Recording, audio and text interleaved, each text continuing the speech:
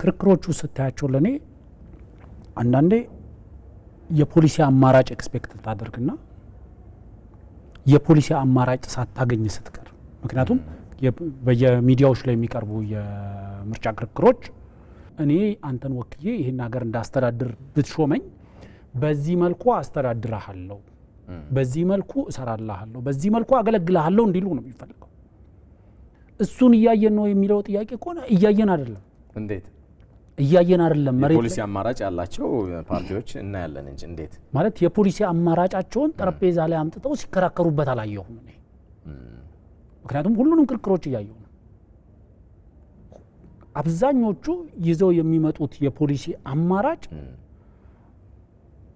ገዢው ፓርቲ የሚከተለውን ፖሊሲ የመስደብ ፖሊሲ ነው የማንቋሸሽ ፖሊሲ ነው የማንጓጠጥ ፖሊሲ ነው እንጂ እኔ ስልጣኑን ቢዝ ምክንያቱም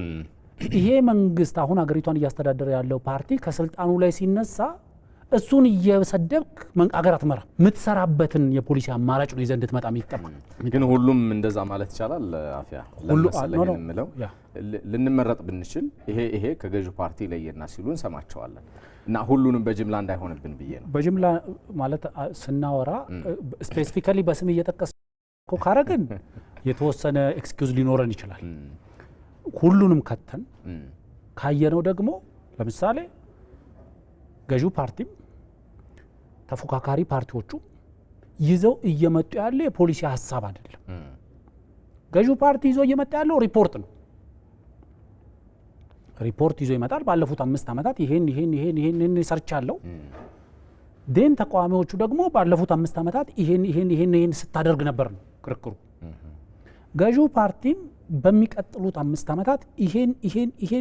ይሄን አስተካክላለሁ ይሄን ከዚህ በፊት በሰራዋቸው መንገዶች አስቀጥላለሁ የሚል ሐሳብ ይዞ ይመጣል አይ ከዚህ ባለፉት 5 አመታት አንተ የሄድክበት የፖሊሲ አማራጭ ተገቢ አይደለም ይሄ ነው ኦልተርኔቲቭ ፖሊሲያችን ምክንያቱም እስከማቀው ድረስ እዚህ ጠረጴዛ ላይ ያለን ሁላችንም we are good at on policy reading ላይ ጥሩ ነን ብያለሁ ምክንያቱም ፖለቲካ ውስጥ የቆየን በደንብ እንረዳዋለን አብዛኛው አማራጭ ፖሊሲ መንግስት እየሰራበት ያለው መንገድ ትክክል አይደለም እንጂ የመንግስት ፖሊሲ ትክክል አይደለም አይደለም የሚለው ስለዚህ እኛ መንግስት ይዞት የመጣውን ፖሊሲ እኛ በተሻለ እናስፈጽማለን አንደኛው ያየሁት እሱ ነው ትልቁ ችግር ፓርቲዎች የምርጫ ክርክር ለህዝብ አማራጭ ሐሳባቸውን አማራጭ ፖሊሲያቸውን አማራጭ የህዝብ ችግር መፍቻ መንገዳቸውን የሚያቀርቡበት መሆን አለበት ስለዚህ ዋናው ሁሉ ጊዜም የፖለቲካ ፓርቲዎች በክርክር ላይ ማቅረብ ያለባቸው አይነው ማድረግ እንደሚችሉ ስለማቀ ያላቸው ለህዝብ ለሚያደምጣቸው ህዝብ ያላቸው ከዚህ መንግስት የተሻለ ሀገሪቷን እያስተዳደረ ካለው ፓርቲ የተሻለ የፖሊሲ አማራጭ አይ ሀገሪቷን እየመራ ያለው ፓርቲ የሚከተለው ፖሊሲ የኛም ፖሊሲ ነው ግን እሱ እየፈጸመበት ያለው መንገድ ተገቢ አይደለም የሚልም ከሆነ እሱን በግልጽ መናገር አለባቸው ካልሆነ ግን አንድ የበዝግጅት ችግር አለበት ምክንያቱም ሁሉም ፓርቲዎች ይዘው የሚመጡት የፖሊሲ ሐሳብ ሳይሆን የየራሳቸውን ኮንሰፕት የየራሳቸውን ያለፉት 5 አመታት ሪዲንግ ፖለቲካል ሪዲንግ ነው ይዘው የሚመጡት ያንን ችግር እንዴት እንደሚፈቱት ነው እንዲነግሩን የምንፈልገው የፖለቲካ ፓርቲዎች